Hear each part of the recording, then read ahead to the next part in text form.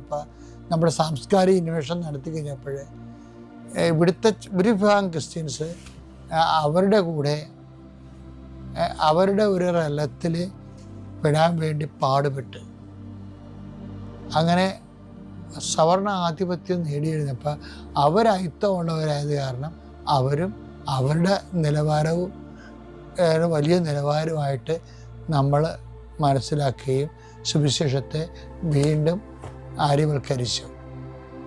സുവിശേഷത്തെ ആര്യവൽക്കരിച്ചതാണ് കേരളത്തിൽ നടന്ന ഏറ്റവും വലിയ സുവിശേഷ വചനഹത്യ എന്ന് പറയുന്നത്. ഇത് ക്രിസ്മസിനെതിരാണ്. എന്താ വിഷയം എന്ന് വെച്ച് കഴിഞ്ഞാൽ, ആര്യവൽക്കരണം എന്ന് പറയുമ്പോൾ ജാതിവൽക്കരണം വരുമല്ലോ അതിനകത്ത്. അപ്പോൾ ജാതി വരുമ്പോൾ ജനിതകമായിട്ട് വരുമല്ല.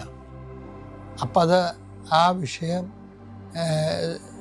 സുവിശേഷത്തിൻ്റെ എല്ലാവരെയും ദൈവം സൃഷ്ടിച്ചു എന്നുള്ള കോൺസെപ്റ്റിൽ നിന്ന് മാറിയിട്ട് ചില തലയിൽ നിന്ന് സൃഷ്ടിച്ച്, ചില നെഞ്ചിൽ നിന്ന് സൃഷ്ടിച്ച്, ചില കാലയിൽ നിന്ന് സൃഷ്ടിച്ചെന്നൊക്കെ പറയേണ്ടി വരും. അപ്പോൾ നമ്മൾ അറിയോ അറിയാതെയോ ഫോളോ ചെയ്തിരുന്നത്, ഇൻക്ലൂഡിങ് ക്രിസ്ത്യൻസ്, സവർണ ക്രിസ്ത്യൻസ് ഫോളോ ചെയ്തുകൊണ്ടിരുന്നത് മനുസ്മൃതിയായിരുന്നു. അതാണ് സുവിശേഷത്തിൻ്റെ ആര്യവൽക്കരണം എന്ന് പറയുന്നത്. ഇന്നും സുവിശേഷത്തിൻ്റെ ആര്യവൽക്കരണത്തിലേക്ക് ആൾക്കാർ പോകുന്നുണ്ട്. അതുകൊണ്ടാണ് ബ്രാഹ്മണരുടെ ഇടയിൽ നമ്മളുടെ അടിവേരികൾ കാണാൻ വേണ്ടി ഒരു പറ്റം സഭാചാത്തകന്മാർ കഷ്ടപ്പെട്ട് നടക്കുന്നതിൻ്റെ ഒരു പ്രധാനപ്പെട്ട കാര്യം ഇത്.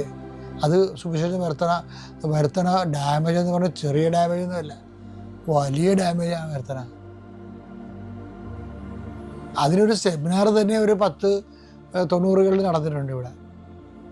ഞങ്ങൾ നമ്പൂതിരിമാരാണെന്നും പറഞ്ഞ് അതിന് വരുന്ന വിഷയം, അതിൻ്റെ വിഷയം അപ്പോൾ ഒരു ആര്യവൽക്കരണം, സുവിശേഷത്തിൻ്റെ ആര്യവൽക്കരണം.